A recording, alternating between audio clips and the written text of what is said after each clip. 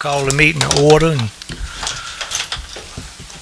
I'll do a real brief invocation if that's all right with everybody, and turn it over to the city manager, and she'll kind of get us started with what we want to work on today. You bow your head to Heavenly Father. We thank you for this day, just for being here with us and knowing that we can look to you for guidance. We can trust in your judgment. We just ask that you would give us the thoughts, the actions, the words that would help move our community forward. Just ask that the things that are said here and done here today would, even though we may disagree on things, that things would be positive, that when we leave here we'll feel like we have done the best we can for the citizens of our community. Amen. Amen. So, Ms. Trainer. I was about to say good evening, but good morning. Good morning. Thank you all for being here this morning to have a workshop on our fiscal year 27 general fund operating budget. What you have before you in your notebooks is a revision to what was presented on May the 19th. It does reduce our deficit some. We've made some adjustments, but we'll talk about those as we move forward. But due to the interest of time, and I know our staff have a lot of things to do too, we're going to kind of move through the order, in some order here in the notebook, but and then if department heads need to kind of come and go, we'll allow them to be excused, but if they are needed to be here, so we'll call them back in if needed. So with that being said, the notebook that's in front of you, and there's a few printed copies out there that has the same contents, it just doesn't have tabs. And so the first, behind tab 1, is the overall expenses by the department code. And so that just shows you a revised total budget of $20,254,342, and so you can look at the pie graph on that first page behind tab 1, and you can see the indications of where our greatest spending occurs. And this is for all expenses, personnel and operating. And a table supporting that is behind there. Now you'll notice that in our accounting system they call it all departments. So like Public Works may have multiple departments under Public Works. And so same thing with Parks and Recreation. The general government consists of our the government operating expenses and things that apply mostly citywide. Admin being, we'll go through this with admin being the city clerk and city manager, but we'll explain more as we move forward in here, but we have made some reductions compared to the 19th version that was presented, but we're still in a gap, and this proposal does not include what any anticipated revenue would be from a tax increase. And so right now there's still a gap, and a tax increase will help to close that gap. We won't be able to close it all the way. We're going to have to use some level of fund balance. I don't see a way that we can cut an expense at this point without using or budgeting any fund balance to use. It doesn't mean we'll end up having to use it, especially if fund balance is the last revenue source that we use, and it can only be used for one-time expenses. So with that, we'll kind of go into the revenues, and I will turn it over to our finance director to explain our revenues.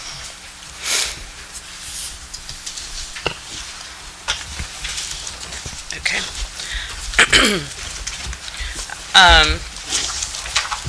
As you can see, you have your ad valorem. That came directly from the county. What page are you on? She's behind tab 3. Okay.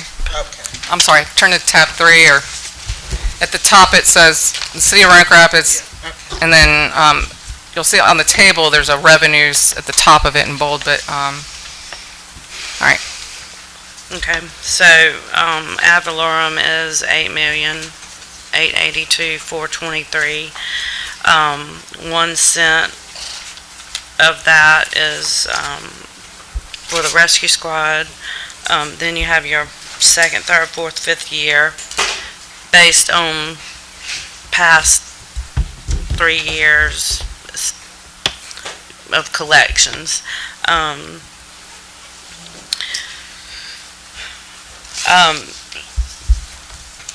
You have your penalties and interest. Do you want me to go through each one, or do you have particular questions about any particular one?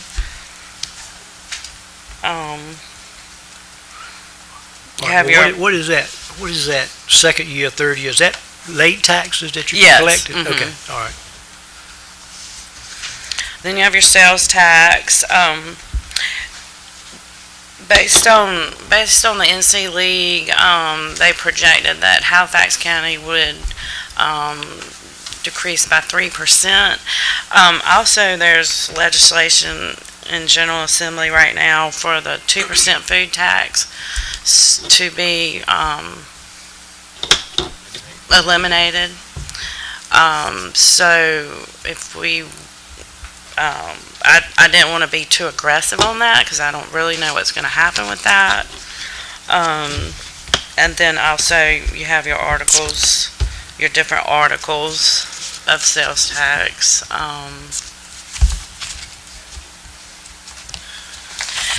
So Article 39 is a 1% sales and use tax for all 100 counties. Article 40 is a half a cent sales tax that's applied to all 100 counties.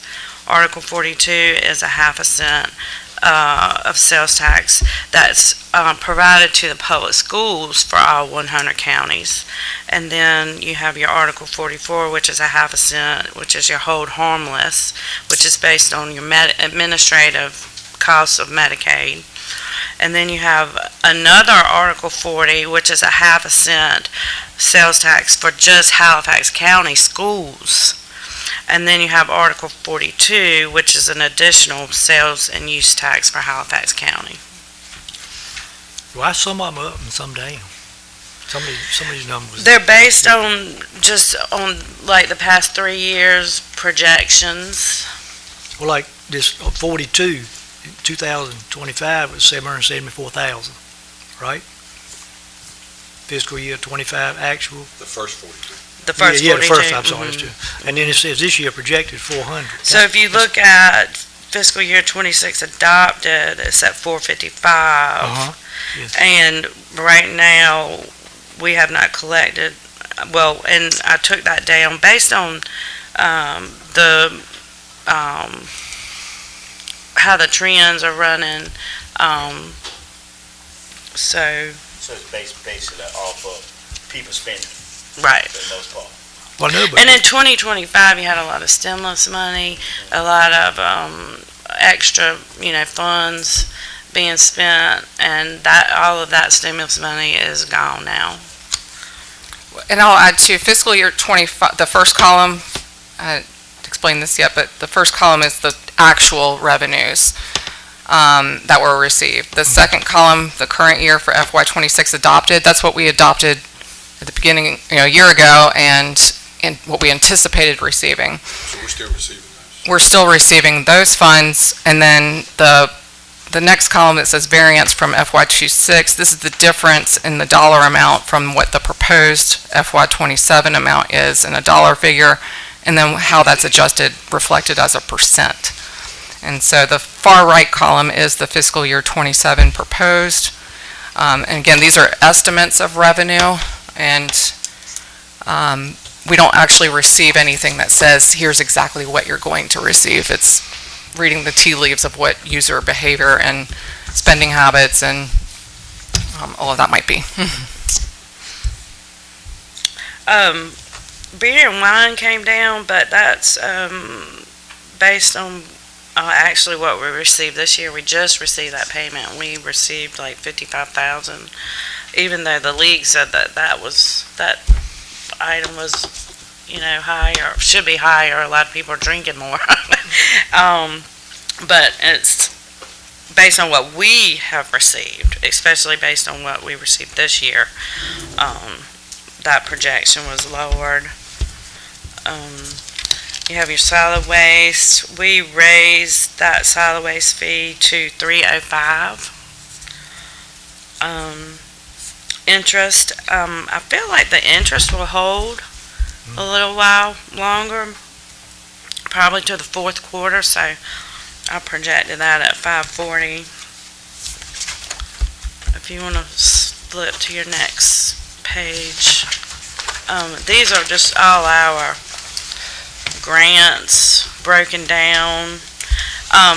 We don't really, unless we know that we're going to receive money for grants, we don't budget for grants because you don't know exactly what you're going to get. And then you have on your page 3, you have all your other miscellaneous revenue. Building permits, even though I kept it as the same as, you don't know. It's hard to project what you might receive for that.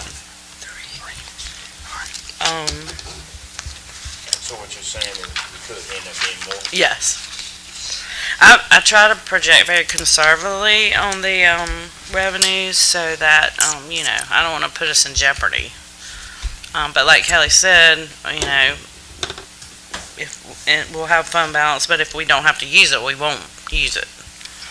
Building permits are typically your estimation of revenue, and if Kristen has anything to add to, you kind of know what projects might be coming. We had a really good year this past year or two with, but election years tend to be slower and you see things decrease, but we've had some major projects occur in the last couple years with apartment buildings and work at the hospital and new hotel, and so there's no guarantee, unless we're aware of some major development that's in the permit process or under plan review.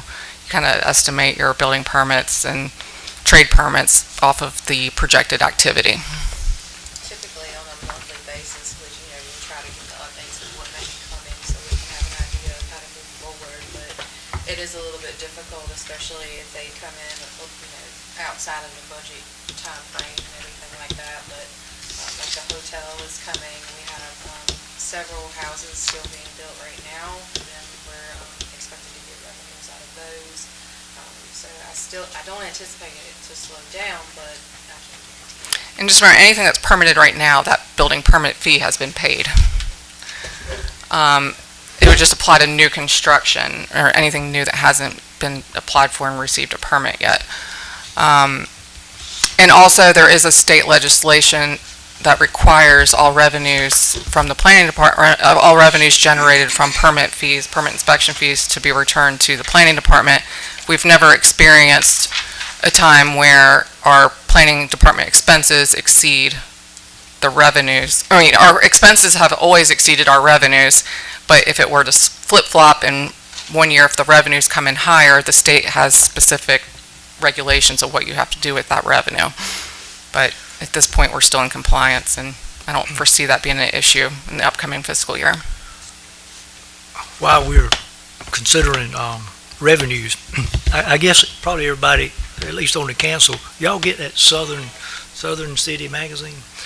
Sometimes I read it, sometimes I don't, but I looked through that last night, and one of your employees that passed away is mentioned in there. They put Sledge.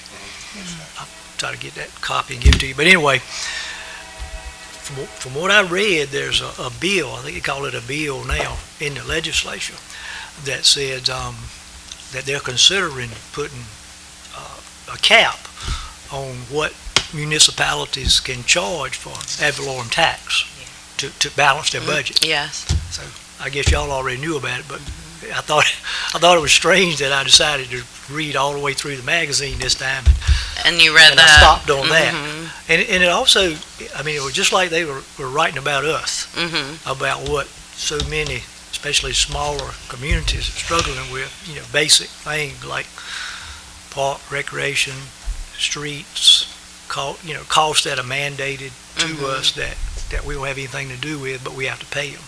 Right.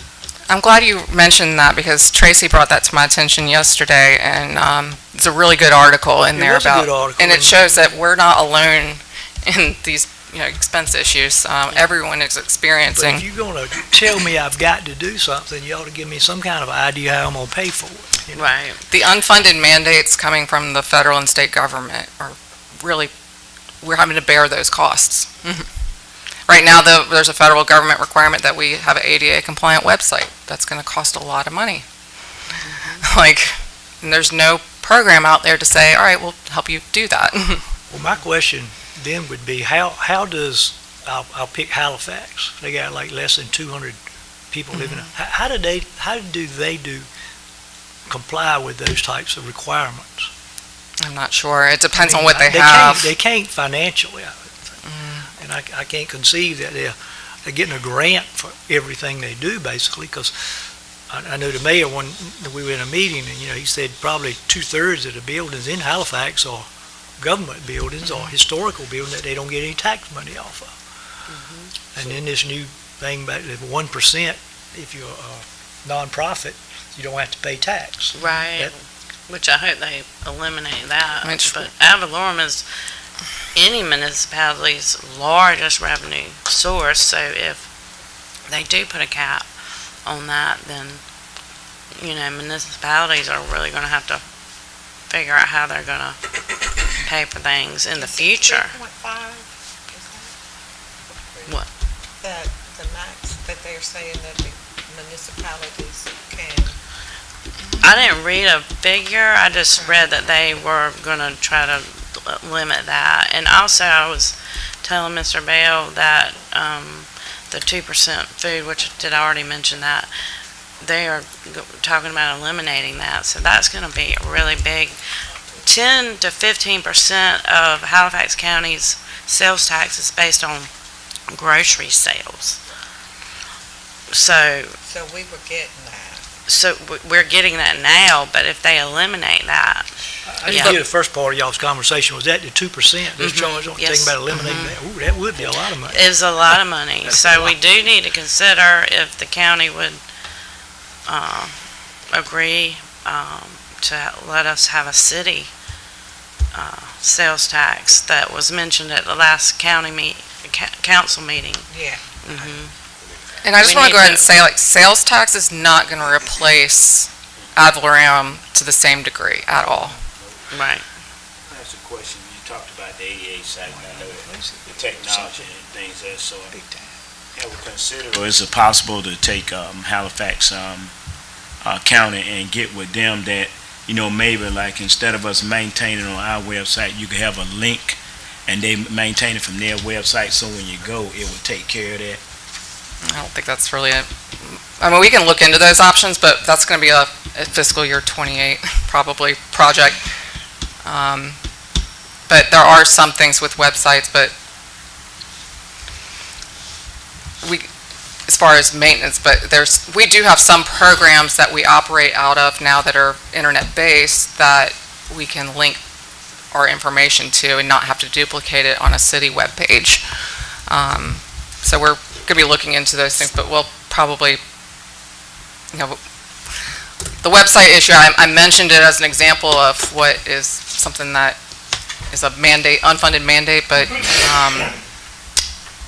as far as exploring all the options for compliance and gaining there, I think as long as we're demonstrating that we're working towards it, we'll be okay. But again, I don't want to spend too much time today talking about the website. We can do that, after July 1 and before the end of the calendar year. And also, you have your ledgers, which is, I think Christina said, $1.5 million, that's mandated. What was that? The ledger's retirement, the percentage of the retirement, that's in the expenses, that's Yeah. in the expenses. Christina will go over the personnel expenses. But that's also mandated by the state. So, Are we mandated by the state to pay 100% of all full-time employees' health insurance? no, I thought we probably were. I looked, I We tried to mandated find, I by the couldn't find state to pay anything. 100% of employees' health insurance. So I'm we have to surprised that the offer other health mandates, they don't insurance make you do as a that. Federal requirement, but if we have more than 10 full-time people, we have to offer a group plan. I think it's So kind you of, don't have to pay 100% of the cost on. Though many local municipalities are still doing that today. But that is something that in the future we can explore. And I will say, if we could focus on like the revenue part and then we'll get to expenses. Go ahead. I'm just trying to keep us a little organized. I know we all have a lot of But does questions. anybody have any particular question on any line item? Like I said, then after our grants, you get into our fees. And there's a fee schedule behind tab 2 that is reflective of those revenue lines.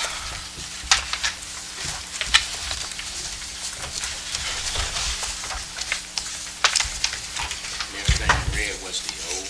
Yes.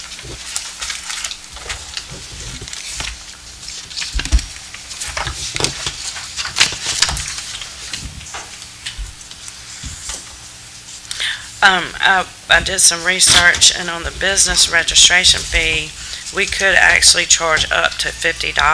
I talked to Lori Jones, which is our revenue collector. She said there's no mandated fee for that. So right now, we're only charging $20 per year for business registration, but we could actually go up to $50. How long have we been at the $20? I think since 2011. Currently, they have moved to behind tab 2, the fee schedule. We're just talking about or somewhere in here, they're talking about the business registration fee. It's right under. So in 2013 or 15, the General Assembly eliminated the local government's ability to charge a privilege license tax. We used to receive about $500,000 annually from charging privilege license fees.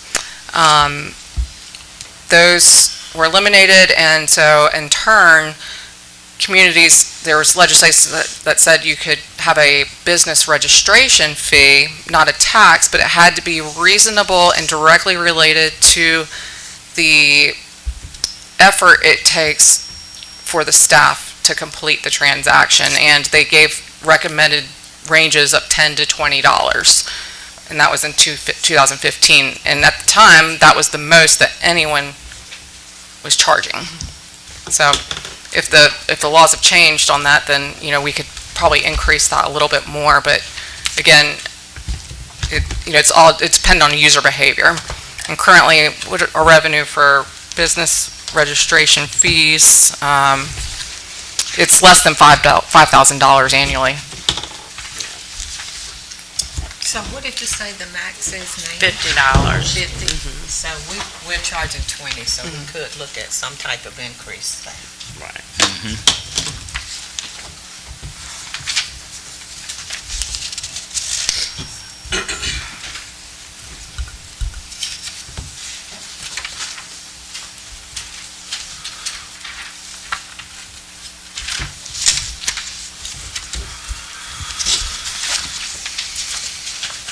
And I noticed the motor vehicle tax. Yes. You can only charge up to $30. Kelly suggested 15. We could charge up to $30 for that. And that's whenever you renew your Yes. license each year, there would be additional fee that comes. Yes. I like that end that it doesn't, everybody has skin in the game on that, Right. not just the property owners. And that's collected by the DMV. Right. And that's only impacting cars that are registered in the city. We get that $11 now, correct? Yes. Yes. But you're considering increasing it to 15. Yes. What about 20? If you increase by a certain amount, you do have to, I believe the legislation states that, Everything but 5. so, First 5 goes in general fund. So anything over 5 automatically goes to road maintenance. Yep. Sidewalks, Does anybody here know the law? I've had a lot of people gave me a thought on it, but when you have people that live in our community, but they have their vehicles registered elsewhere, like if you have a house at, I'll say down at the beach somewhere, and their tax rate is lower, can they have their vehicle registered in Dare County, even if they live here, so they can get less tax? That's legal. There's a lot of people quite a few people do that. Now you have to have your car registered wherever your driver's license says you live. So if you have a car registered in Dare, it's my understanding you have to produce a driver's license that says you live in Dare, which would eliminate some of that. You own a house that's been 1 night a year there. Primary residence. License on that address. Then you'd be a resident of Dare, I guess. Yeah. But not here, right? I'm going to interject and say we need y'all to talk into your microphones, please. Okay. The public can't hear you. Sorry. All right, well, that's another day.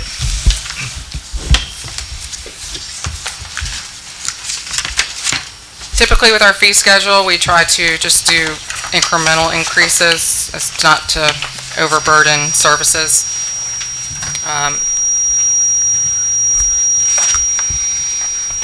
Getting a little feedback there.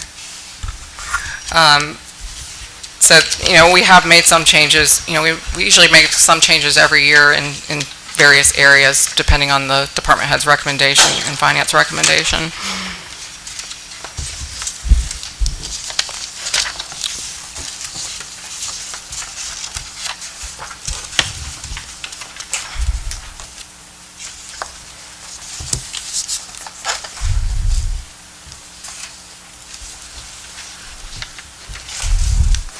Any other questions about the fee schedule? Are we charging the sanitary district now when they cut the street? No, we have found that there are some exceptions built into deeds that specifically state the sanitary district is exempt in many cases from, I'll kind of move to Director Chalker to explain any further. Yeah, we discovered some previous agreements from earlier administration that were inked with the sanitary district, waiving those fees for them in their right-of-ways, or in our right-of-ways, excuse me. So we share right-of-ways in the street. Okay.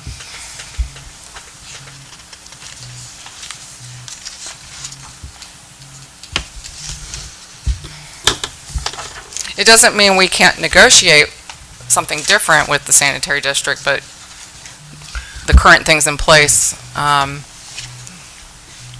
I think at one time Limit. we were charging them, and then when they had a former city manager here, he elected not to charge them, if I remember correctly. And When we attempted to charge them, he told us that we should not. Okay. And so he created that waiver for them, if you will. That was before we discovered some of these agreements that were inked, even before he came on. Okay. So what is that costing us now to go back and fix those holes later that they created in the road? So they are responsible for repairing the damage, or, in other words, when they have a water leak, they cut the street, they excavate, they repair the pipe, and then how they put that street back together usually determines how long and successful that patch is going to last. Most of the bumps that you encounter in our streets are going to be from sanitary district cuts. But it's just a necessary evil, if you will, because if you have pipes, they're going to leak eventually. We don't have as old of a system as we once did because they've done a whole lot of work. But it's a struggle when there's two departments and we're all running on different schedules and at different speeds to try to coordinate that. We have spent a lot more effort in trying to coordinate with the sanitary district. Like if we are going to ever resurface a street, we try to communicate to them, okay, we're gonna resurface the street, we need for you, if you have planned work, try to do that before we get there with the asphalt machine. So how big of an expense, I guess what I'm asking, do we incur when you have to go back after they've patched the street and it settles again over the next 6 months and is cracked and That's a good holding question. water? Is that something that's a big expense? It's something that, it's kind of hard to wrap your head around it, because whatever repairs they do currently is warranted for a year. Certainly, after that year, that street could settle. And sometimes when we bring it to their attention, they come back and try to redo it. Okay. But there are times that, it gets out of that warranty and it settles and it gets really bad to where we have to step in, and I just don't have those, I don't have that number in front of me, but it's expensive to go back and try to rework that. I'm sorry I couldn't answer your question better, but. Yeah, you did. Okay.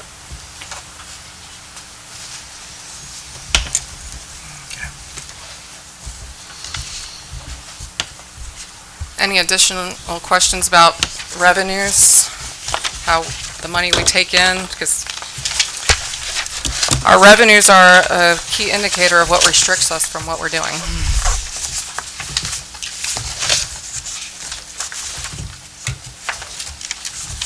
And right now, we are anticipating just under $19 million. It's at 18,954,538 as an estimate.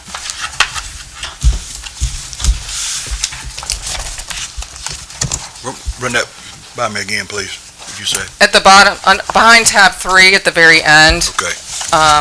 the last page of it, just before page for tab 4, in the bottom right corner, there's a bold number that is the revenue, anticipated revenues total based upon the figures in the column above it over the preceding pages.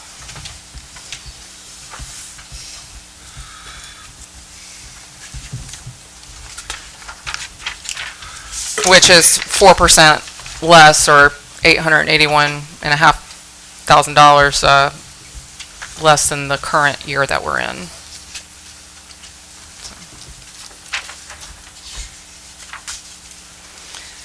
If we're ready to move on to expenses, we have made some adjustments since our May 19th meeting, and that has led to, so behind tab 1, the totals there, just as a summary guide, the total expenses are showing at $20,254,342. So we still have a gap, but we've reduced that gap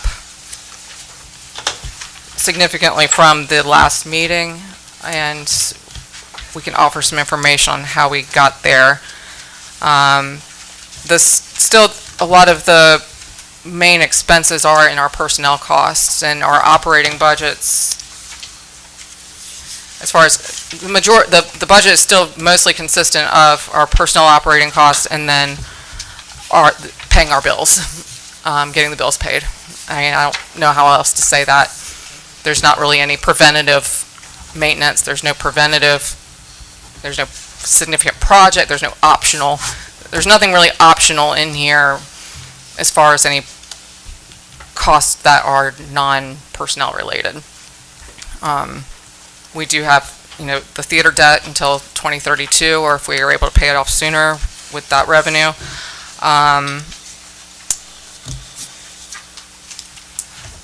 And so, really,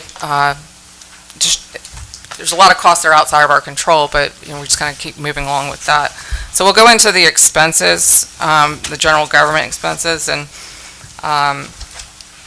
so behind tab 4 is, we call it general government, and that also includes city council's budget, city attorneys, elections, and administration, human resources, finance, and information systems.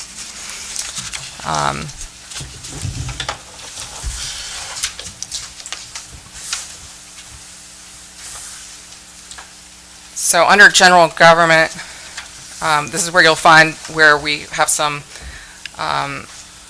retiree benefits budgeted, our general liability insurances, any contracted expenses,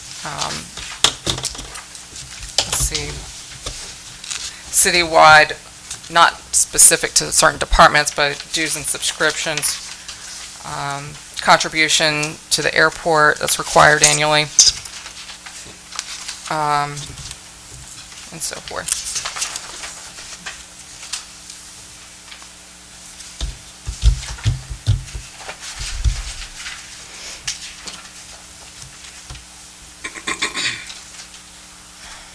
What's an example of a contracted service expense?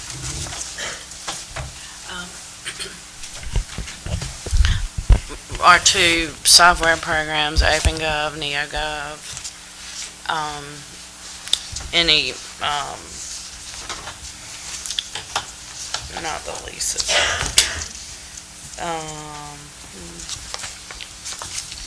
My brain just went blank. Janitorial, yes, we just added that because we lost our,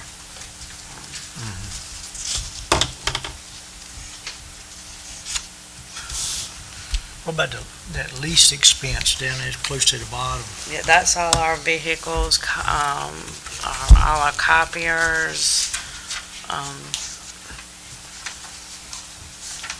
Do we have more of them? Because it's a big increase in the proposed. I know that's proposed, from 3 to 500,000.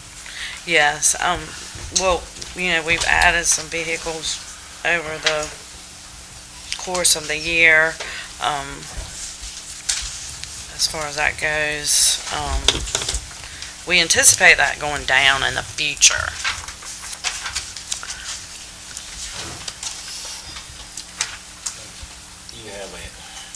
Do you have a year range, maybe like fiscal year 2028, 2029, when this will go down? Yes, so we're working right now, it will decrease around $15,000, and then in October, we'll work with the rep again, and it should start trending down.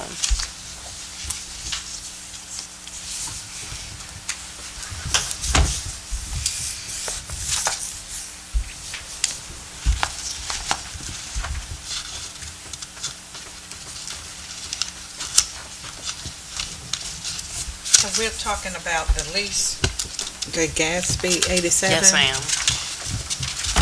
Okay, you're saying it should be trending down, but we're showing an increase. Yes, it did increase this year. When we first started with Enterprise, we had a rep, and she ended up leaving Enterprise, and we kind of fell in this rut. They didn't cycle the vehicles like they were supposed to, and but we're on the right track now. We have a new rep, and that number should start trending down. And also, if I can add something, what you're not seeing in those numbers is the offset in savings, a tremendous savings in maintenance of older vehicles that we don't operate anymore. So that is increasing here, but the maintenance charges are a lot less. Do you think they would total the 192,500 that we are seeing for an increase in next year? I'd have to go back and certify that, but I don't know that it would be that high, but there is an offset.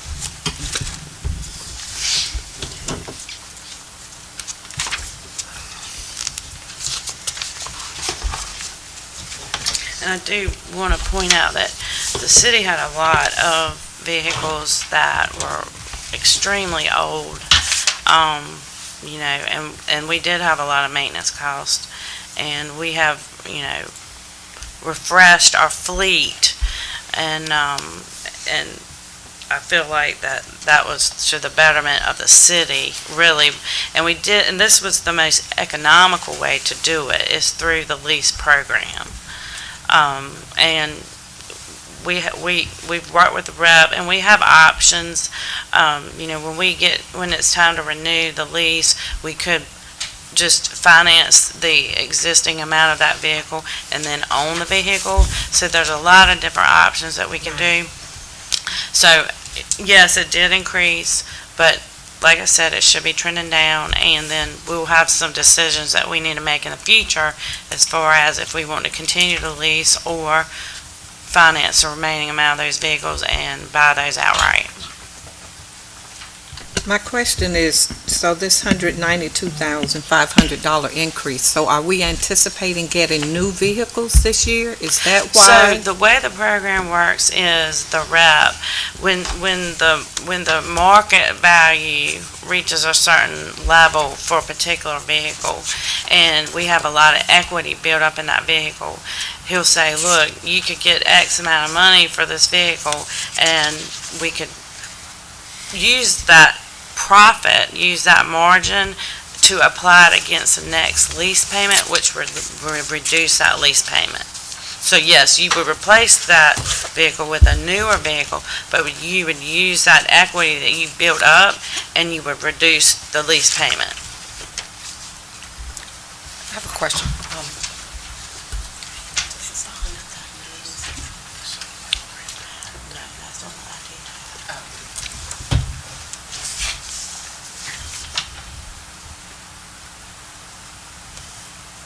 I don't know if we said it, maybe I looked it up. Where in here is, also when you look at the lease, where is it, we start talking about our fuel, things for the vehicles? Fuel lines are in the department budgets. Okay.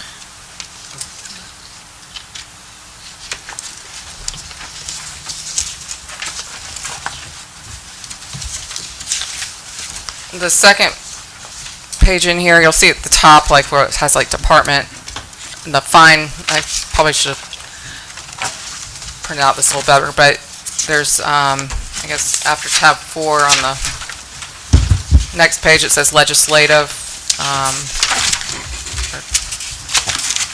Tab, okay, you see the top legislative, that's the city Yeah. council budget, that's Department Code 100.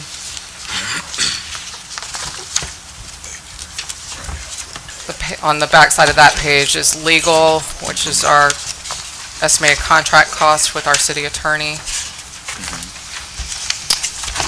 And then elections is budgeted typically every few years or every year, but we haven't had to spend, I don't know much, it doesn't look like we've spent much of it, but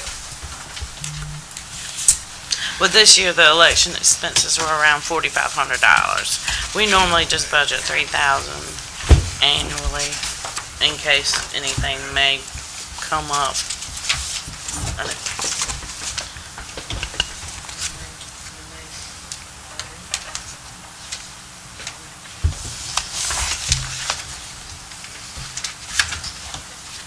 so that goes to pay for election sites, is that what you're saying? Yes.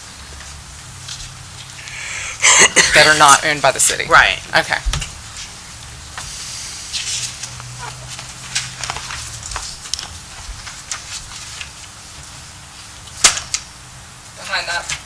Behind that page, administration, it's Department 120. That includes, for personnel, is city manager and city clerk. We have basically eliminated everything we can from that, or made some significant, or not, maybe not significant, eliminate basically travel and training and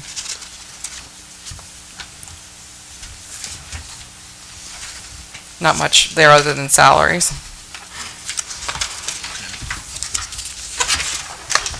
The next page behind that, or on the back side of that page, is Human Resources, Department 130. This has 2 personnel in that, Human Resources Director and an assistant, or support specialist. I don't know, I can't remember the new title, but for the 2 employees, and then some some other cost. You see here that a lot the travel and training has been eliminated. It's basically the bare minimum of operating costs. Now, if Human Resources Director wants to add in at all? Welcome to. Outside of personnel expenses, which is the greatest, cost for most of the department operating, the two biggest lines in here are applied to just human resources for budgeting, but it, is truly to capture the expense for all departments. And that would be, the health reimbursement account, which is a little, above the halfway point on this sheet. So it was 75,000 based on what we are spending, this current year. We've increased that about 4% to 78,000. And then, it's labeled as employee drug screening, but that's really all of the pre-employment screenings that we conduct across all departments for hiring. And then while they're here, any fitness for duty, random drug screening, all of that comes out of that line. So really outside of those two larger expenses, everything else is very minimal.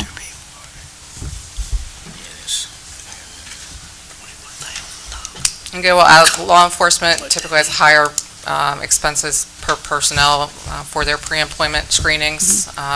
So higher meaning like it's usually about $90 for a non-law enforcement physical and drug screen, and it's close to $1,000 to do all the pieces for medical, psych, and drug screening for a police officer candidate. So major swing in price.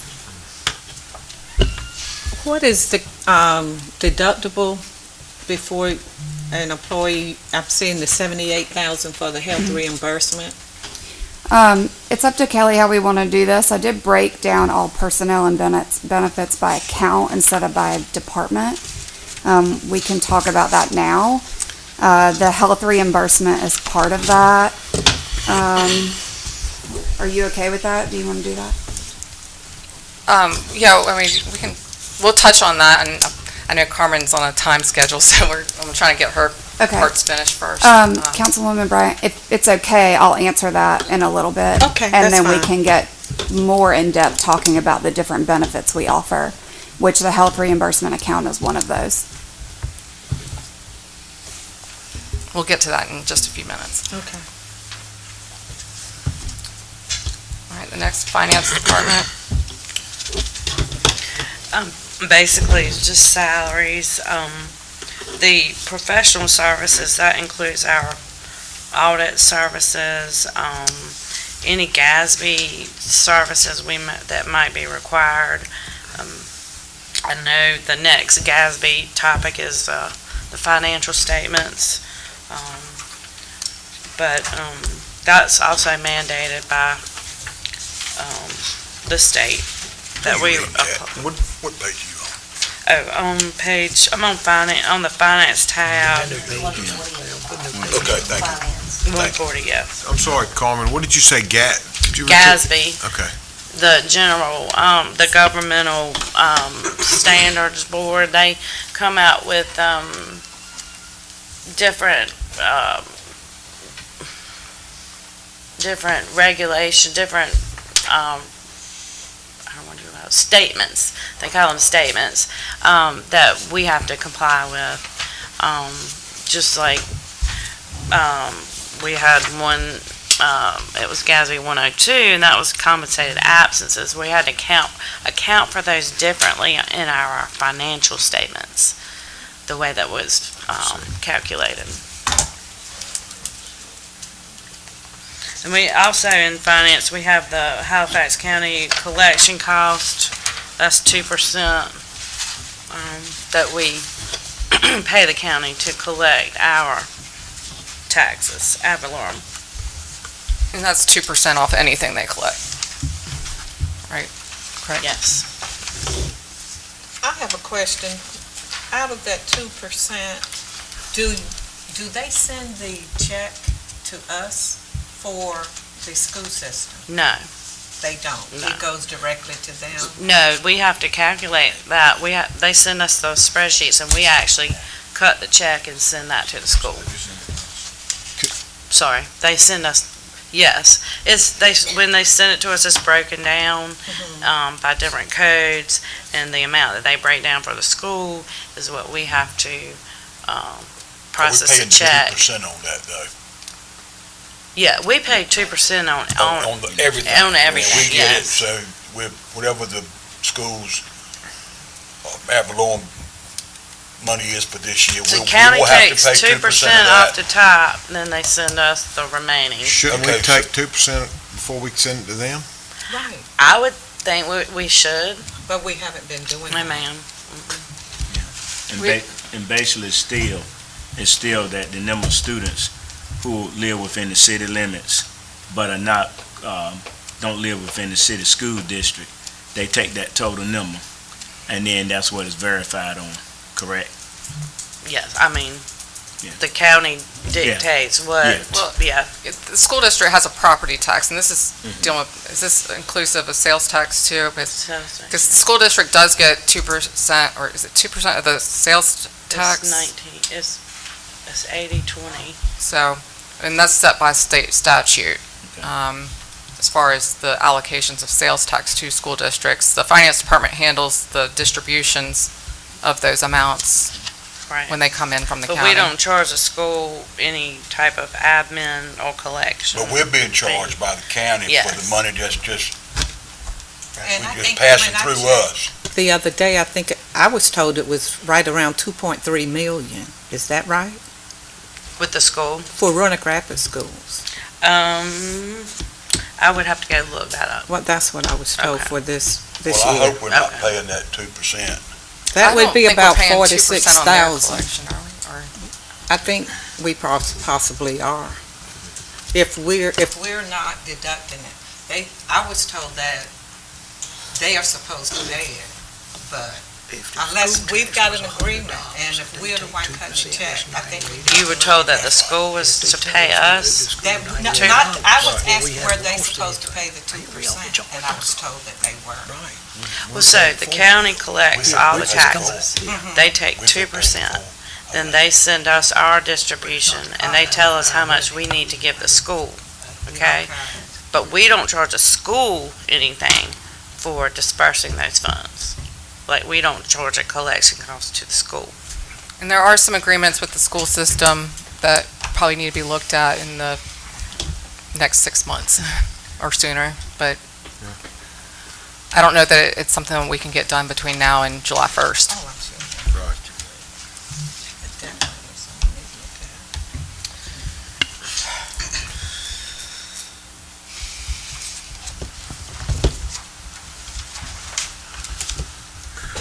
And then you want to go over the information systems? Okay. And then, on the next page, Department 180, Information Systems, We're on the last page of tab 4. under contracted services, this is with our IT vendor, Shoshin. They have helped us tremendously.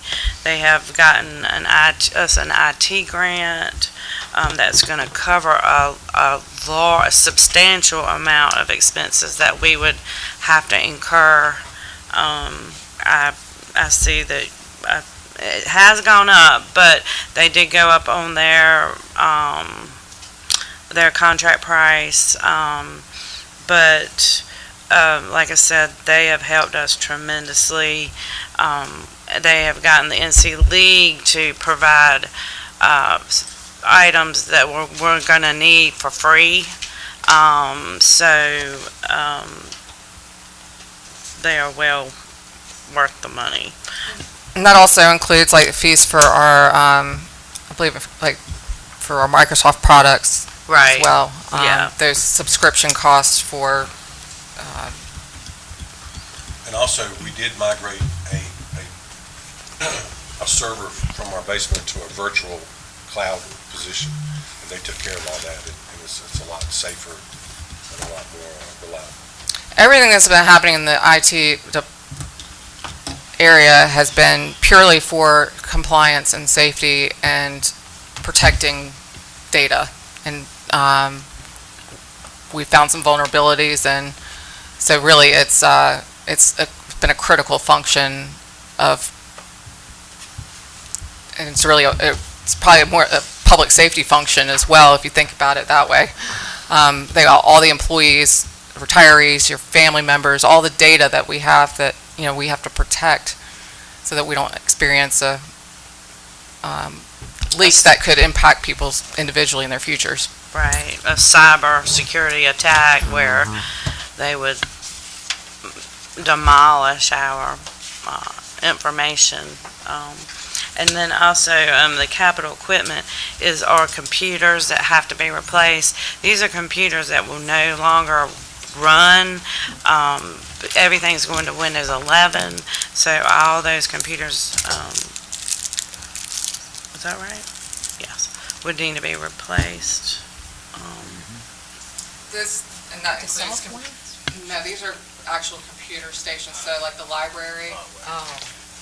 The library has some desperate needs for new computers, so we've identified a lease program where we're getting 50 computers on lease for $16,000. 57, yeah. Yeah, we've got some computers in other departments that are running on Windows 7.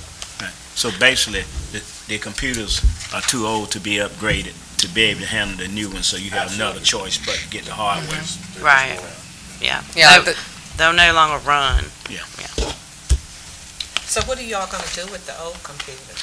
Well, Shoshin has been taking them and wiping the hard drives off of them, and they have a recycling program, but they're not worth anything. I mean, people aren't gonna buy computers that, won't run, yeah. They're all such a security risk that nobody would. And and anything that's worth salvaging, like we try to get some revenue, like ancillary revenues off of, but it's mostly for parts or, some of these computers are so old that we've had people ask, well, hey, can I get one for my kid to do homework on? And they're really just like, after they get wiped clean and wiped of everything, they won't be able to support any new softwares that would enable anyone to be able to really use them. That was what I was thinking about, okay. Yeah, we're trying to find and in fact, our IT provider is they've been going through and cleaning up and finding some things, and he's like, well, I know a market where we could really probably make some money off of this, and I'm like, okay, well, that'd be a surplus sale, but again, we can't rely on those kinds of things to help, close the gap in our budget, but there are some opportunities for some revenues from those disposals of older property.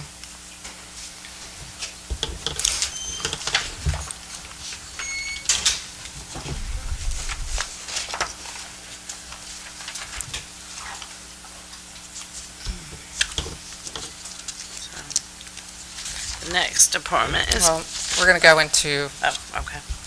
the personnel side now. Okay. I'll let Christina jump back in. Because it is related in part of her department. Going into what section? I believe it's at the back of your book, but I don't have one tab, so I can't tell you much about it. So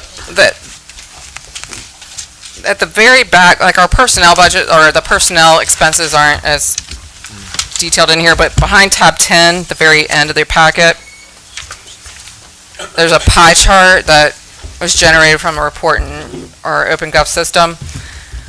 This shows the distribution of our personnel costs by department. And this includes salaries, this includes part-time, full-time, salaries, I already have one. Salaries, benefits, retirement, etc., taxes.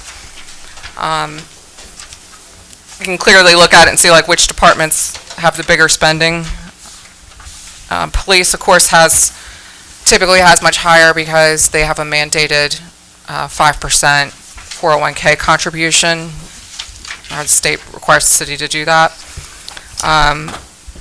The retirement system rates increasing annually. Again, we start in 2011 when I started working here. I think it was just right at 6% or below 6%, and now it's at 16.5. Or I've got the number in here. Anyway, Yeah, we'll go through it. yeah, we'll go through it. But anyway, that chart's there.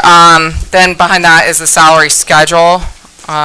So the grade and pay ranges for positions as well. Adoption of the updated salary schedule is required as part of the budget ordinance process. And I'll let Christina try to answer any of these questions that have come up. So it's really hard with personnel expenses being spread across several different departments to kind of look at it by actual expense. So what I've done is a couple things. I've looked at it by account code, so we can really talk about full-time salaries, part-time salaries. And then also I've just distributed the city-paid benefits. So the first page of that is the city rate card for fiscal year 27. The top line of every benefit, and we'll go through that, is the city-paid or employer-paid amount. And then if there's dependent tier options, you'll see what the employee costs are for that.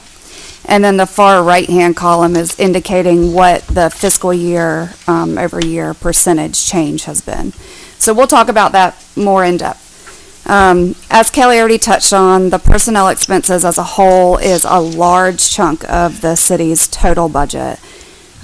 Projected for this year, I think it's about 67 or 68% of the total $20 million budget that we're proposing today. There are lots of things. Actually, for this year, it's over a third of that amount of money is federal or state mandated programs that we have to pay for if we have these people. So we'll talk about some of that as well. It is looking like with some things that we have reduced, that compared to what we budgeted, so not what we've spent for the 11 months fiscal year to date, but what we budgeted for fiscal year 26, we're looking at a little over a 2.5% increase.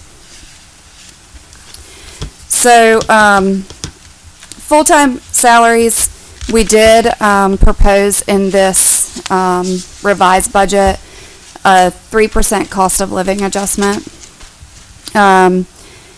We also proposed, and you have a salary schedule as part of your budget notebook. We did propose also moving our sworn positions up one grade to make them more market competitive. So there is a little bit of additional change in full-time salaries because of those movements. Those movements are shown in the salary schedule pages. Yes. At the last 2 pages of your notebook. Basically, every sworn position that has an assigned grade, we've moved up one, with the exception of the police chief. So those are some things we did on the full-time side. And so that is still seeing about a 2.5% increase compared to this year. The reason it's not 3 or more is because we have elected to freeze additional positions within our budget. And so that is reducing our total cost. So that's an all-in cost. So it's not just salaries. We're reducing FICA, retirements, benefits when we freeze or eliminate a position. The ones that we have frozen, there isn't anybody currently. It's a vacant funded position, so it's not a full-time employee losing their job. We have frozen 3 positions additionally, and they're all but one is in a public works department. And then actually for fiscal year 27, we would end up with 19 total frozen positions. So we have been freezing vacant funded positions every year to help offset some of our costs.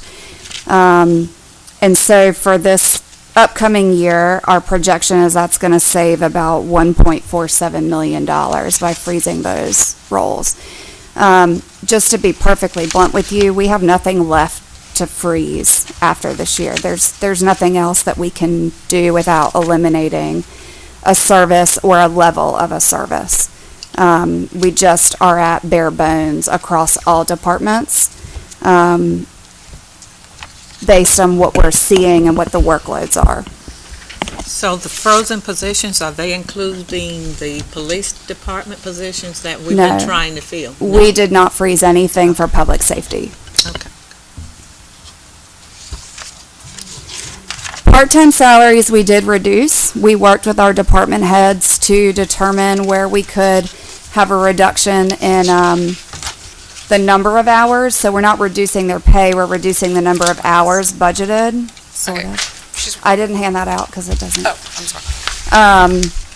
So we're looking at about a 13% reduction. The department heads feel like with those reductions, we're still able to provide the same level of public services. So we're not going to reduce hours at a facility because we've reduced those part-time hours. But that is something that we did. And then on-call and overtime pays. If you are a non-exempt employee, you're eligible for those. That is a Fair Labor Standard Act law. So we do have to offer those time and a half salaries for people that work over their threshold in a given week or pay period. So that is not anything that we can eliminate from.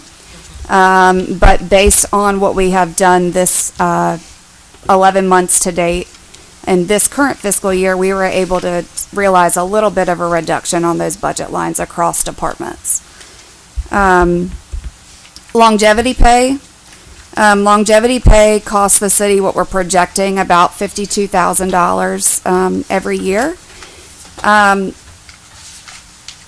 We have a grandfathered longevity pay, which is a percentage of the pay. Right now, we have 4 people that are still on that plan. The current longevity pay, which is the bulk of our employee group, depending on their years of service, they get a one-time bonus and a amount that is set forth by you guys in our personnel budget. The maximum is $700, and that's if you've been with the city for 20 or more years. I will say that for the 4 people that are on the old plan, those 4 people are about 25% of that total budget because they're getting a percentage of their annual pay. So that will probably continue to reduce down as long as we hold our full-time employee counts of roughly where they are, because those people, as they retire, that plan goes away, and who we replace them with will be under the new plan. And basically, those are anyone hired, like, was 96? So Or they've been before. here 30-plus years with the city. And again, it's only 4 people, but it is a large portion of that total budget. And I will say that, and Christine, we have observed that longevity pay is one place where the county does much better than we Yes. do. The county is still on a percentage of pay plan, so they are far surpassing us when it comes to that employee benefit. Police separation pay, which is part of the police department's budget, that is a state mandated program. That is based on people that retire that are sworn law enforcement officers, and if they are age 55 and they have at least 5 years of law enforcement service, we have to pay their separation based on a formula set forth by the state, and we pay that to them until they're age 62. So projected based on our current enrolled police separation, former employees, it's roughly $119,000 a year. And I think that's one of the items that are managed by GASB, which Carmen mentioned earlier. FICA is a slight increase fiscal year over year. That is taxes set forth by the federal government, so there is no wiggle room on that. And then the rest of really what we do, we'll talk about because they are all city benefits. So this front sheet of the handout that Tracy or I handed to you is the city rate card that we roll out to our employees at open enrollment every May. So these rates will become effective July 1st. The city does pay for the 100% of the employee's cost for a Blue Cross Blue Shield medical plan, a Blue Cross Blue Shield dental plan, a 20 or 25,000 life insurance policy through US Able, and then 100% of the cost for vision insurance. For budgeting purposes, we track all of that together. So it's listed as one line item within each department's personnel expense. But I did break down for you what the increases were to those plans. So for the health insurance, The employer, so us, what we're budgeting is roughly a 6% increase to medical only, and about a 2.5% increase to dental only. Our life insurance rates and our vision rates held the same, so there's no increase. For employees, the increases were a little bit larger on health and dental. And you guys, we've talked about this a couple of times. We are trying to get to where we're passing 100% of the dependent tier cost in our medical plan to the employee. But we've been doing that slowly. With the exception of this year, we did elect to pass 100% of the family plan at this point to the employee, which was a 24% increase compared to the previous fiscal year. And at this time, we don't have any employees signed up Because it's unaffordable. on the family plan. Pretty much any employee at any level in our organization cannot afford deducting $814 from their paycheck just for medical insurance for their family. So we are working towards reducing the employer's full coverage rate by passing along more and more of what it costs the employer to offer dependent tiers. But that's what it looks like right now. For the first time in many years, we had a slight increase to our dental insurance. It wasn't much, 2.5%, which was roughly about $1 and some change to the employer, and then about 3.5% on all tiers for any dependent coverage. 100% of the dependent tier for dental is passed along to the employee, so the employer funds no additional amount there. US Able is our life insurance provider. The city elects to fund a $20,000 life insurance policy for every regular full-time employee.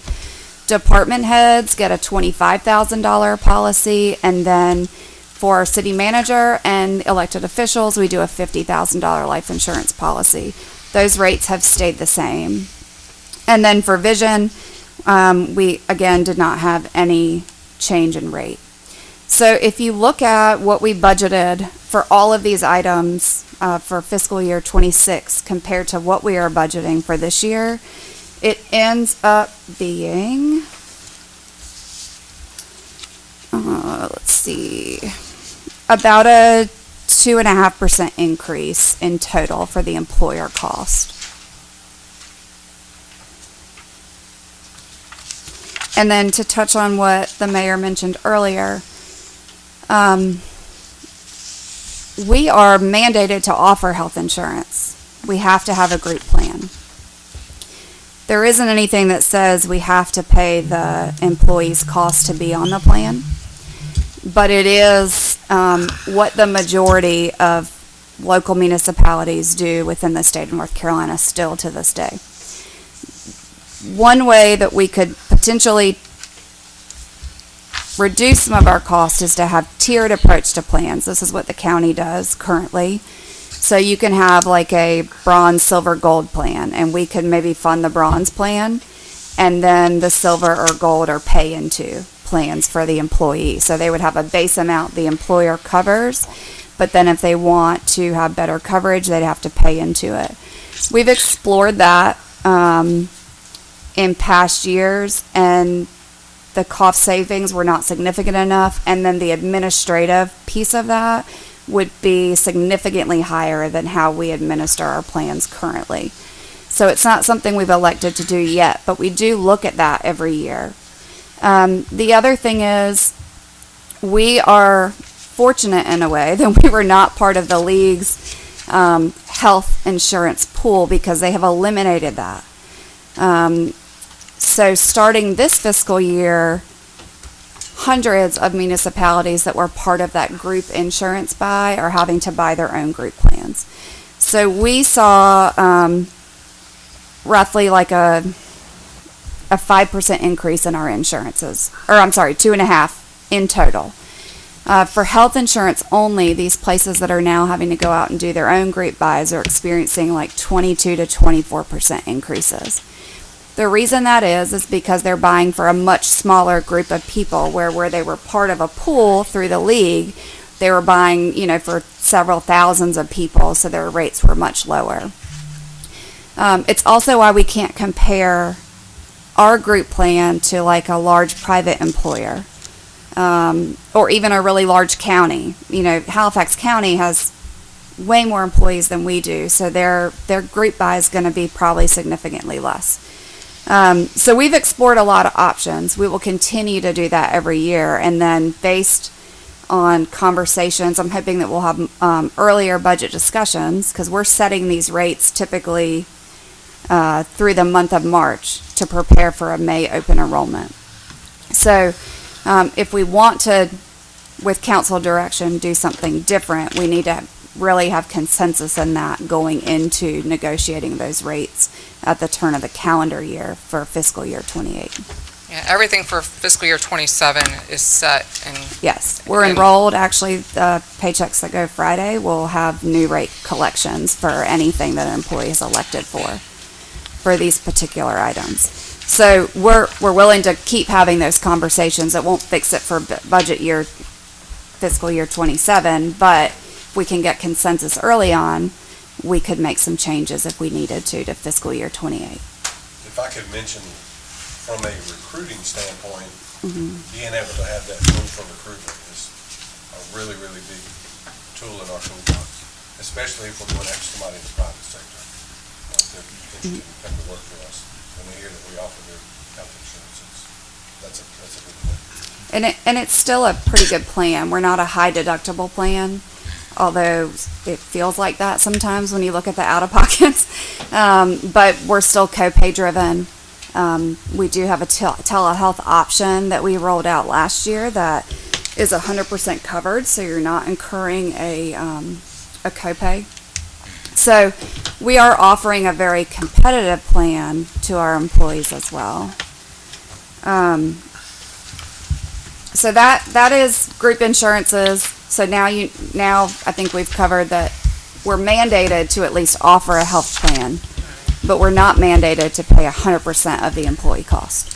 The health reimbursement account part Yes. how much is that? I mean, So how is that? So the way it implemented? works is we advertise to our employees that if you're enrolled in our group medical plan, that we will give you a $3,000 health reimbursement account.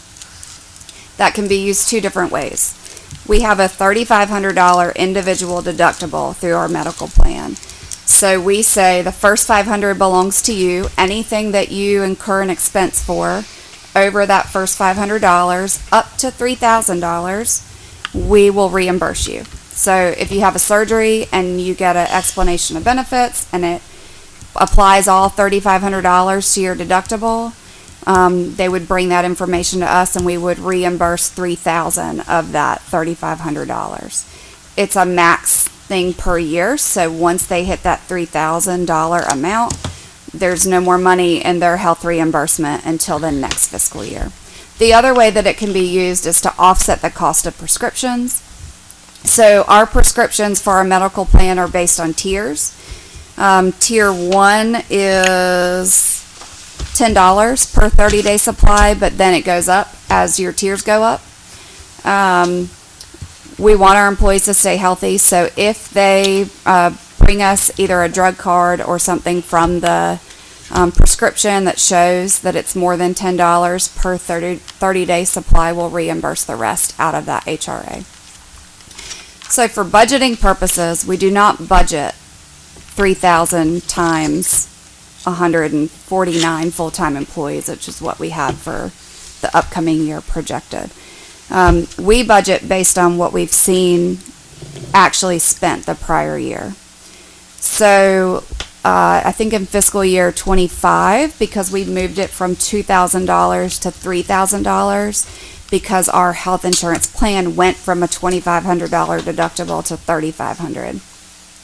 We increased it to $93,000.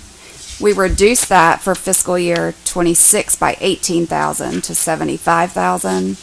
And we're on track to probably be right at that, maybe even a little bit more. Usually we get a lot of health reimbursement requests at the end of the fiscal year. People sometimes will wait and bring all their prescriptions at one time instead of being reimbursed a couple dollars every time they fill the prescription. So we've requested to increase it to 78,000 to make sure we have enough in the budget for next year. This program also is offered to anyone within the household that is enrolled in our group plan. So me, as an example, my 2 children are also on this plan. It's $3,000 for all of us together. That's what I was wondering. Yeah, it's not $3,000 per group member, right? Per family. So if I use it for one of my children and then I have something, I'm not eligible to also get reimbursed. And I'll say that this program was developed several years ago, primarily when cost of living adjustments were not made in multiple consecutive years, with the understanding that our pay was not at market level. So that this is really, we know that absent this plan, we have employees that probably would not get the medical treatment and the prescription needs that they have to be able to stay functioning to work. So for really, it seems like a lot of money, but the benefits of it are keeping our workforce healthy or Getting them healthy. It was really just to offset. Who does the city put the money in the HSA? Or No. The person, I thought the employee funded it. So that's separate. That's a Pre-tax. flexible spending Pre-tax. account, or FSA. So that's a voluntary election. We do offer that through a vendor health equity, but the employer does not contribute any money to that program. Okay, that's what I thought. Yes, the HRA, the health reimbursement, is employer funded, and that is tied to my operating budget, not personnel expenses across all the departments. And one more question, when we hire an individual now, say they're 20 years old, and they work 30 years, and they retire, what happens to their insurance? So we sunset the retiree insurance program, so anybody that's been hired starting January 1 of 2026 and in the future, no longer is eligible for that program. So when they leave us, even if they've worked with us for 30 years, we will not fund their health and dental until they're Medicare eligible at age 65. Do we pay the supplement then? No, we don't do, if they leave us, there is no continued retiree benefit for insurance if they were hired January 1 I of thought that's the way it was, 26. but I just checking. We made that change when we adopted the new personnel policy about a year and a half ago. We gave ourselves about a year to sunset the program. It was helpful for recruiting and retention as well to have that time. And that increase, that's budgeted in general government, but we are not seeing an increase. So we're budgeting the same amount of money for fiscal year 27 that we budgeted in this current fiscal year. I appreciate you sharing it this way, because now that I look at it, I do see that employees do have some input. Because that was something that people in the community have asked me. Why y'all paying all these benefits for these employees? They should be contributing something. So based on what I see, we are only paying the 100% for the employee. Employee And the- only right, for and the health, tiers- dental, vision. The employee is contributing. That's right. So that's great. Yes. And across those tiers, every year, we're working to make it where the employee pays more for their election of dependents. Yes. Employee family, in the past, it's the most expensive option, but we've only had a couple participants.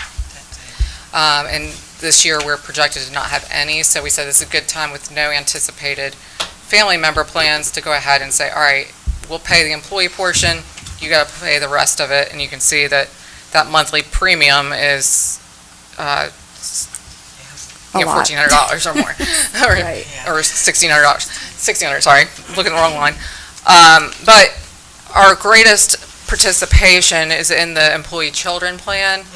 We do have a lot of employees that cover their children or are mandated to cover their children, and so that's the one we're trying to have the least impact on, and we're trying to basically, as we phase out, keeping in mind that without creating too much hardship, and we don't want to create hardship overnight and say, okay, starting in July, you have to pay, the full cost instead of a portion of it. And so, those are the types of things that we're trying to phase out over time without causing an immediate loss of coverage for families and their children.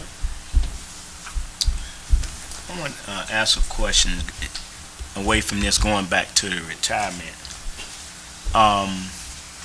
What percentage does the state contribute toward the retirement for our employees? Are you talking about local government retirement? Yeah, the local government retirement system, To my knowledge, zero. It's an employer and employee funded program. And if you guys are ready, we can move on from like the benefit package and talk about retirement. Oh, and I'd like to know about the vacation too. How does that? Okay.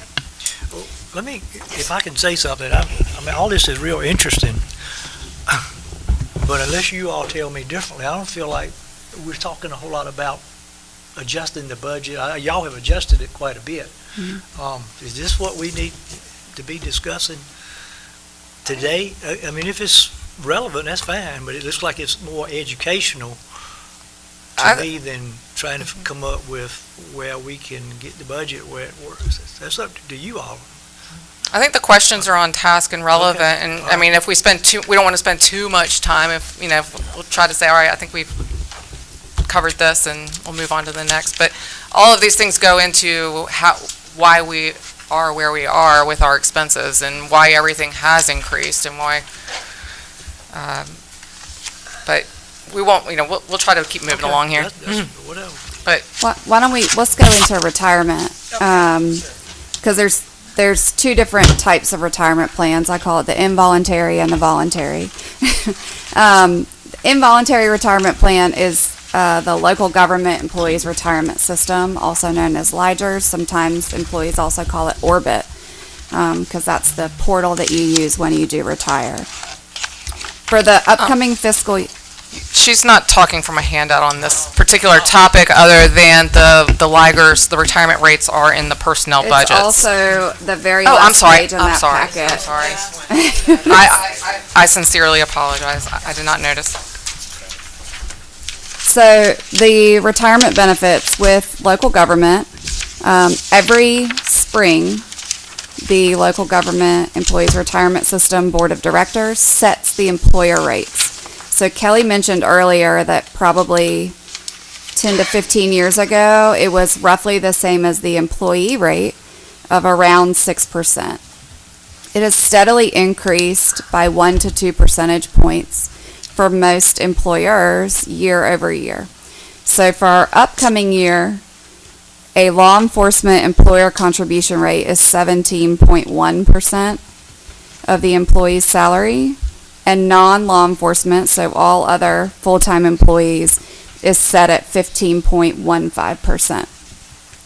That is governed by a North Carolina state statute. It is not an optional program for the employer. We can't make the employee subsidize that.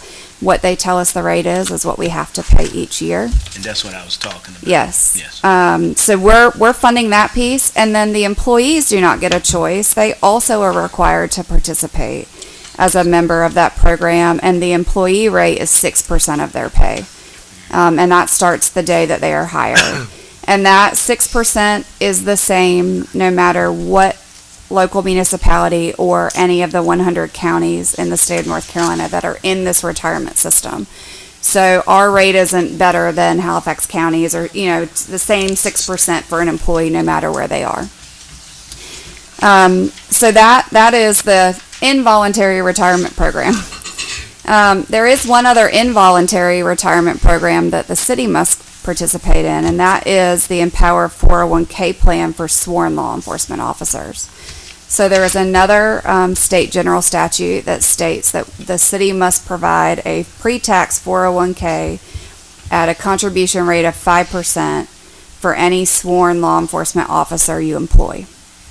So we do that upon hire, and we maintain that for the officer until they retire or go somewhere else. But that would be the same for anyone in the state of North Carolina per that general statute.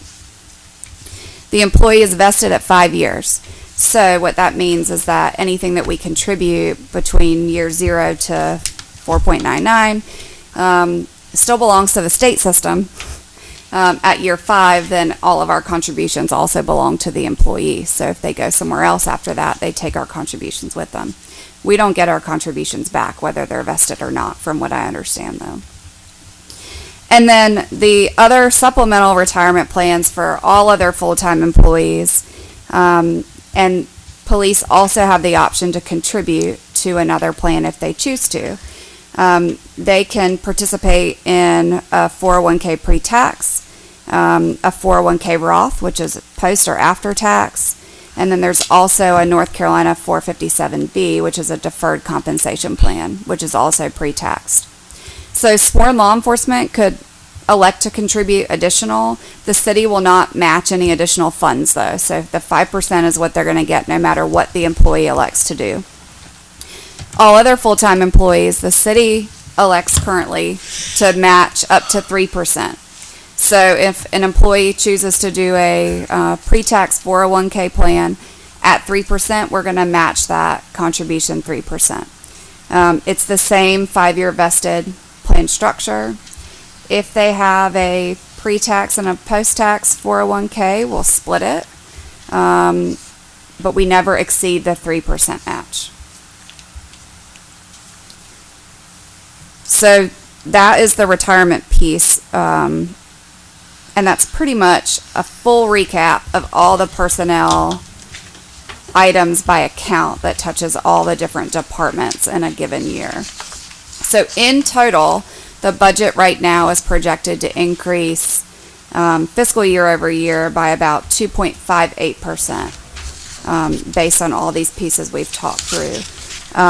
We've eliminated what we could, we've reduced what we could, but a lot of these expenses, we don't have an option on what we're paying each year, nor do we have an option to reduce it. The only way to reduce what we're spending would be to reduce the number of people that you are staffing.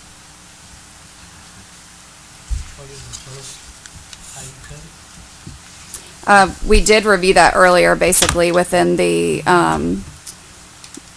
full-time salary lines, we froze some additional positions, which that impacts not only full-time salaries, but FICA, retirements. It eliminates the group insurance line. So that had reductions across all of those lines. We reduced the number of projected hours for part-time workers. And then based on what we've spent so far this fiscal year, we also reduced some of our overtime expenses. And additionally, we've reduced the personnel budget by reducing the pay for performance in the...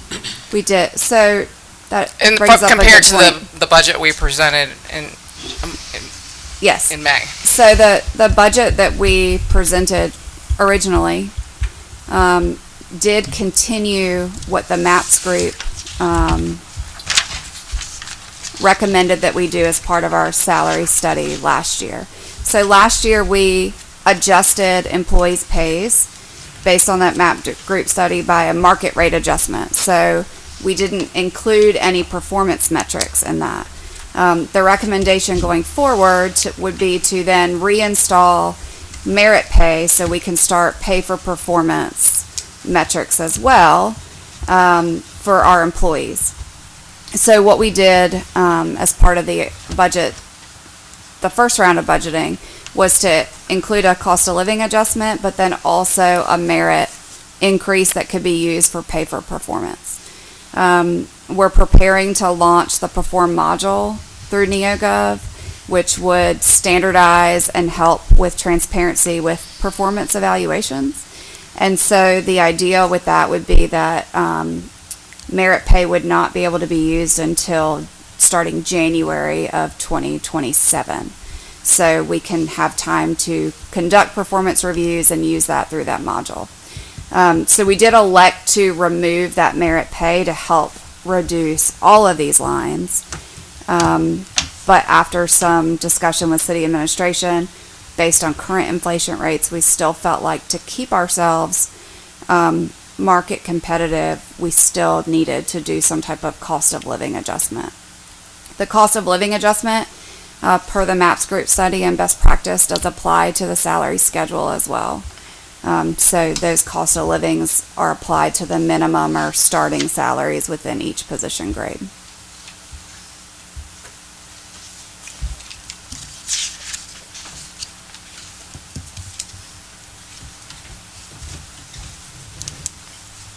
Do you have any other questions about personnel? And then again, the personnel piece of each department's budget is tied in your budget binders. But we just now talked about it on basically a account level to go through the different pays and benefits.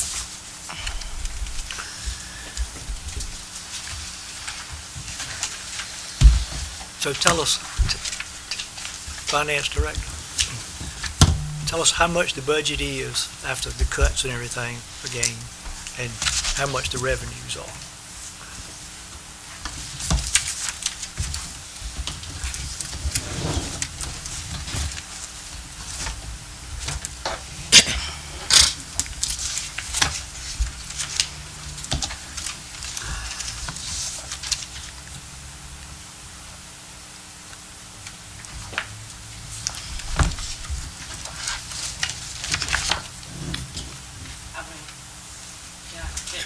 Oh, okay.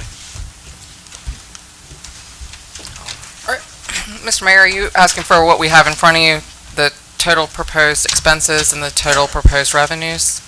Yeah, Okay, yeah, so the total proposed expenses, it was like or excuse me, the 20 total million. proposed revenues are $18,954,538. The total proposed expenses are behind tab 1 at $20,254,342. 254. And it was 18,948, what, 954. 954.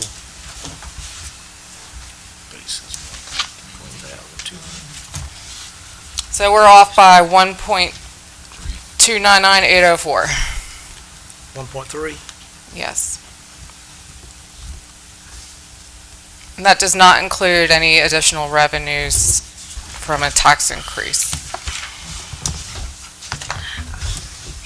I ran the numbers for like a 4 cent, well, I did it for 1, 2, 3, and 4 cent tax increase, and at a 4 cent tax increase, you're looking at, reducing this by 450,000.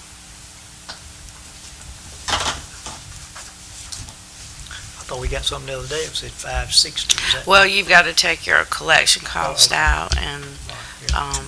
the school's portion of that, so when I took all of that out, it was around And rescue 450,000. squad too. The rescue squad too, yes. So that 4% is not in that one. It's not. I'm trying to show the gap without any, like, I mentioned what a 4 cent would do on what that would project, but that has not been reflected in the budget numbers until, but we can see that we need to try to close that gap. We've been using roughly $800,000 to budget out of fund balance, and so there still remains, we need to try and close some of that gap. And so we do maintain a recommendation for a tax increase. We have stated that 4 cent is the max that we would recommend an increase of. I know that's challenging, and I say that as a city resident myself.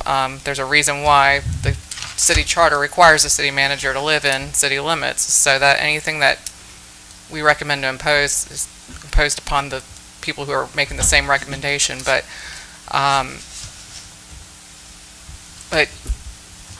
I really believe that at a minimum, 2 cent increase is a minimum, and a 4 cent being a maximum of what we need to do to be responsible to cover our increases, and demonstrate some progress in helping ourselves out in meeting a gap. Maybe at the next meeting, you could give us on the total amount of money that we have. We've been told it's like 3 million that's undesignated. Can you have a little more information about what the other monies are for? Because when people see we got a $15 million plus or minus fund balance, Right. why you Yeah. have a tax increase? I keep a running tab, of course that changes every month, but, I keep a spreadsheet so I can provide that to you, but what's restricted and what's mandated and then our unrestricted funds. But if you take this budget and say we do a 4% tax increase, you're looking at, having to designate around 850,000 out of our fund balance, which runs about what we've been doing every year, that we've been designating. That doesn't mean that we're technically going to use that. This is just to, balance the budget. If we end up getting more revenue in, or more sales tax in, or more interest in, then, that fund balance automatically rolls back into it at the end of the year.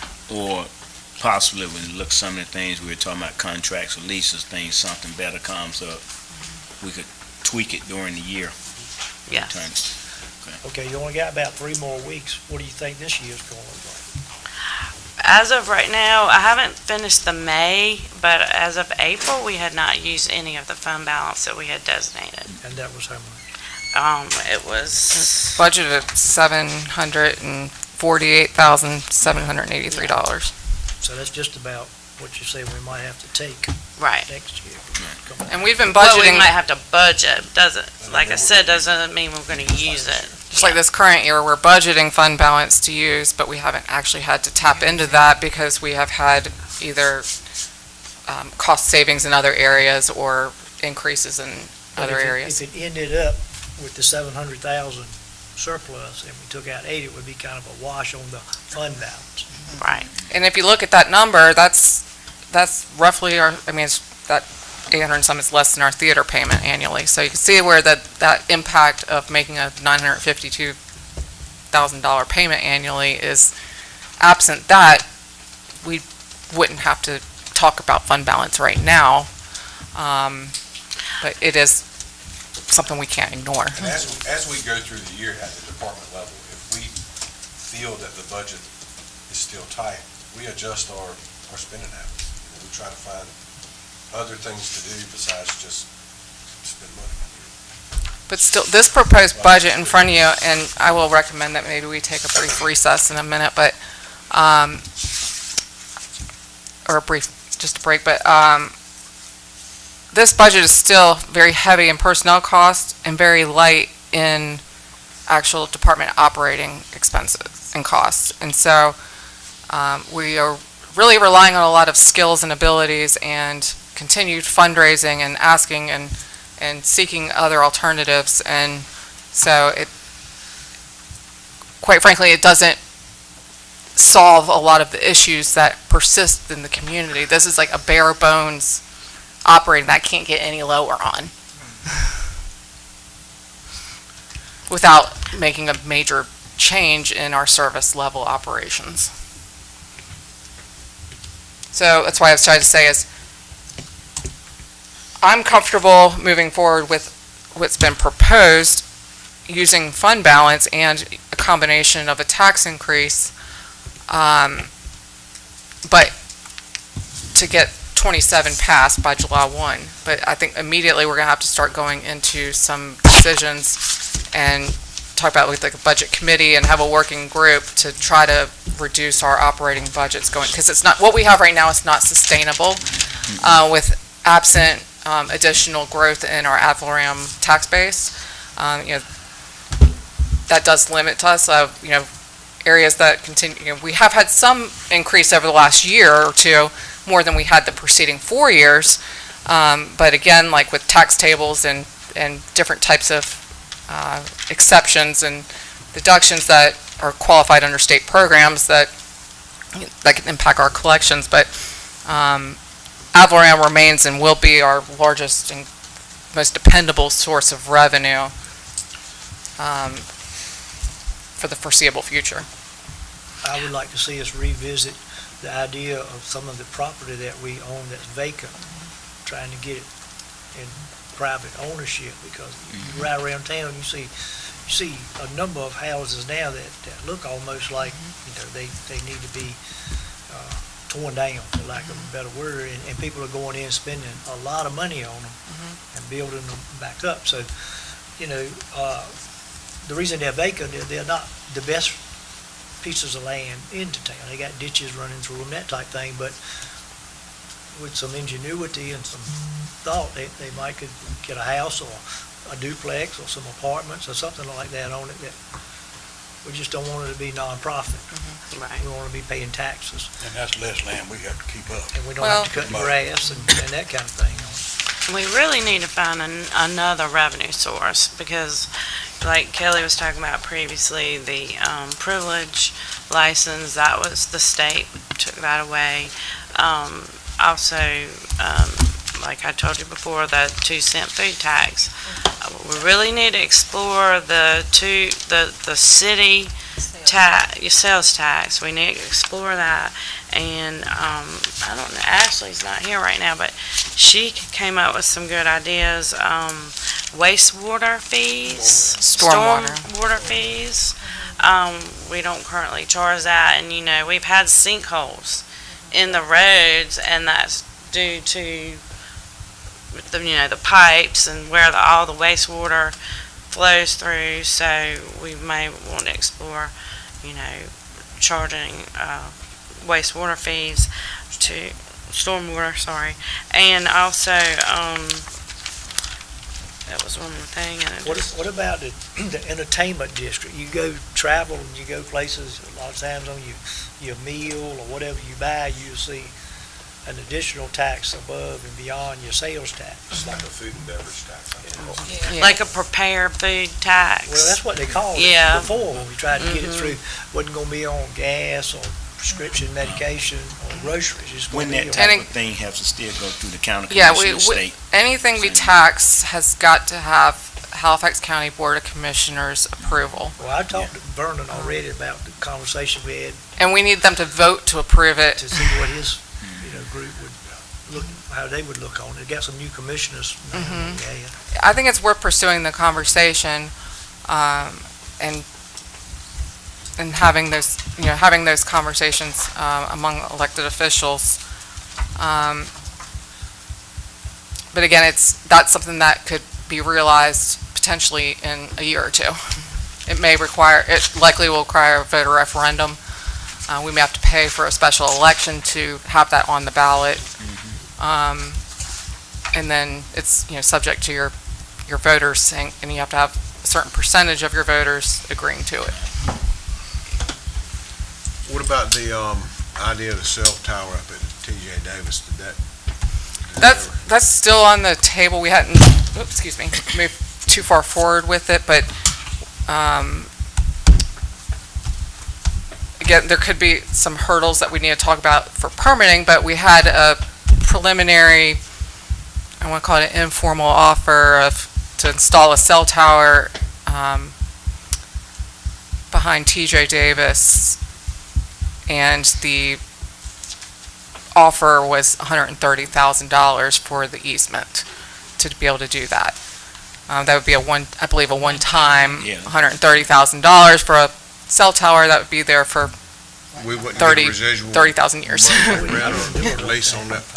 It wouldn't be any residual money coming. I don't believe so, the way it has been presented, but we haven't moved forward with any additional negotiations on that, subject to, direction with council, but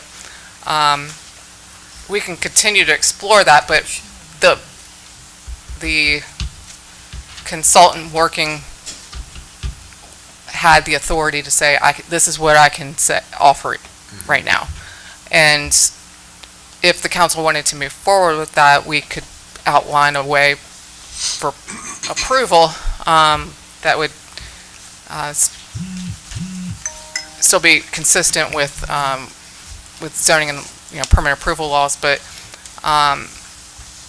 again, what I would recommend is that if that is done, for that money to be reinvested right back into TJ Davis for a substantial maintenance that's needed there. Yeah. Oh, yeah. But, 130,000, a lot of the things, these smaller things that we're talking about, $100,000, it sounds like a lot in your household income, but for commercial buildings and major properties and all that, it doesn't, it goes quickly. Especially when you have a quote to repaint a facility like TJ and do some maintenance, that would take every bit of that. Gotcha. What about the motor vehicle tax that you have designated at 15 instead of 11? How about bumping it up a little bit higher? It's subject to the council direction. Well, Motor vehicle tax. That's on the fee schedule. It is. if y'all don't mind, I need to take a brief step away. I don't know if you want to call a recess or I'll just get a up. 10-minute recess, or 5, whatever. Come back when you get ready.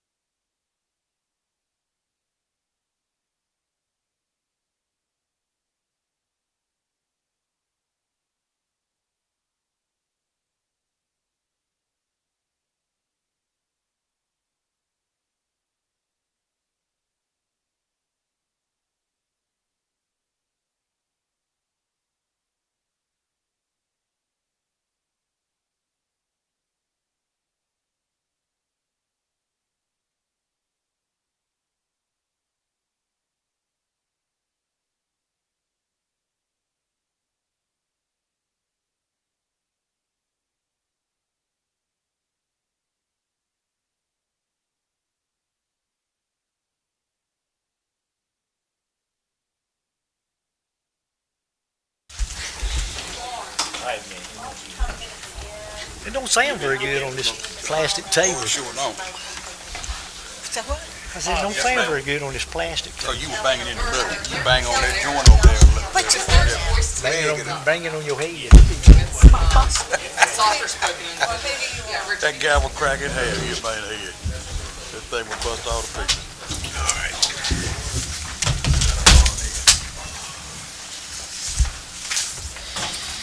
You're welcome. My contribution. Thank you to the rest of you for joining us.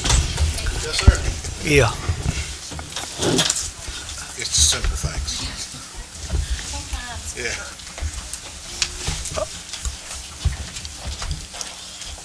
So, we had a lot of good discussion today, and we got some ideas, and I appreciate I think the council does too, appreciate the attention that you've already given to the budget, and, I think it goes along with what the people were, saying to us at the meeting that we had Tuesday night.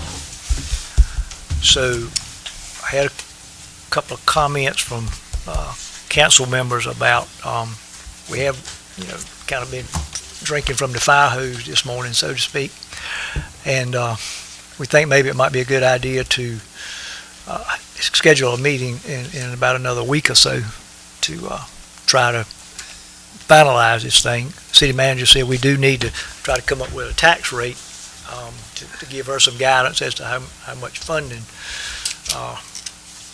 whether we go with 4% or 0% or 2% or whatever, so she'd know more about what to work with. Is that That's accurate. now y'all have come up here to the table? Are you coming just to be up here, or you got something you need to say? Okay, all right. Well, I didn't know. I'll let you ask some questions. They haven't had an opportunity to discuss any of their, but they came up in case there are any questions. Okay. So, or depending on how much further you all want to go. Oh, yeah. And please make sure anyone speaking has their microphones on. But as the mayor has just suggested or stated that I need to leave here with an estimated tax rate to prepare a final draft budget with to help You close our wanna gap. Make some comments about your budget? Not unless you have any questions. If my budget's cut any more, then I will have to close a facility. I don't have any other option besides closing facilities, because I took, the past 10 years of funding for, what I have received from city funds in Parks and Recreation as a whole, and I looked at, where we were 10 years ago in Parks and Recreation and where we are now. And with inflation, that should have gone up 2.6% each year, and it has gone down about 20% overall. So with being here 10 years ago and being here now, and then with inflation, it would be here, it's like a 41% decrease for us. So I didn't really have a whole lot to offer, because my only offerings would be close a facility, which then you would still have to maintain, and not have the service for citizens, or we're just going to do the best we can with this budget. But none of this includes any of the hundreds of thousands of dollars that I asked for to do any of the deferred maintenance that we have had over the past, 10 years. And I'll say the Parks and Recreation Department, with what they are doing, a lot of it is generated from fundraising from local businesses.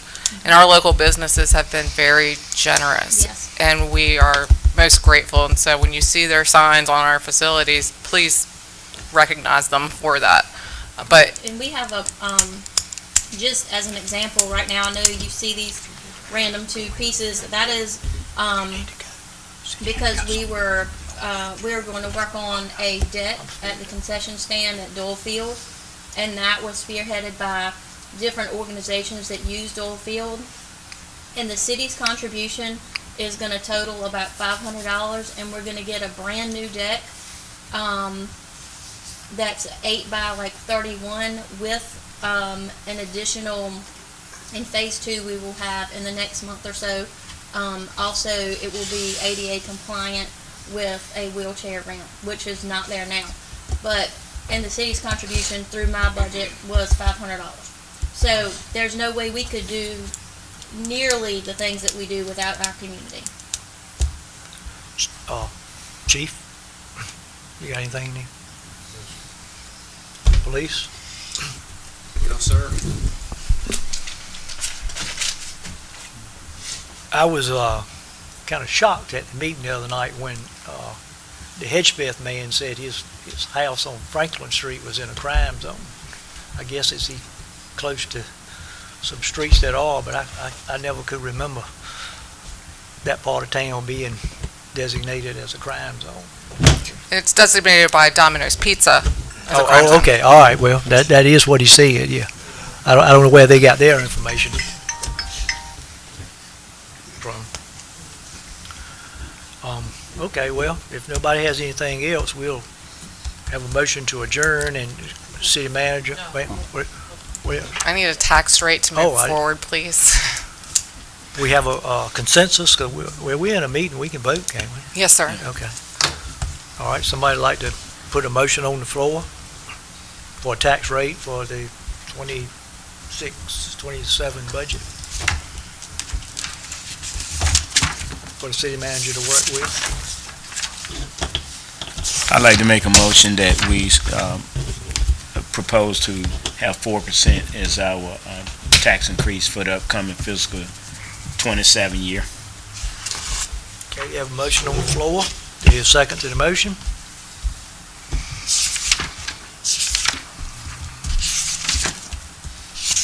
I'll second it. A motion and a second. Any more discussion? All in favor signify by saying aye. Aye. All opposed, no. Motion approved.